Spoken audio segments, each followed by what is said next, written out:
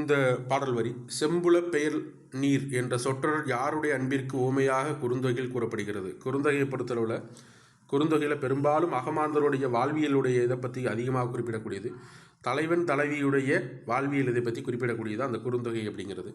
அதுக்கு பாடல் வேலோடு நின்றான் இடு என்றது போலும் கோளோடு நின்றான் இரவு என்ற குறளின் பொருள் என்ன அப்படின்னு டேரக்டாக கேட்டிருக்காங்க. சில வேலோடு நின்றான் இடு என்றது போலும் கோளோடு நின்றான் இரவு என்ற குறளுடைய பொருளை கேட்டிருக்காங்க. டேரெக்டாக ஸ்கூல் புக்கில் இருக்குது, எங்கே இருக்குன்னு சொல்லி பார்ப்போம்.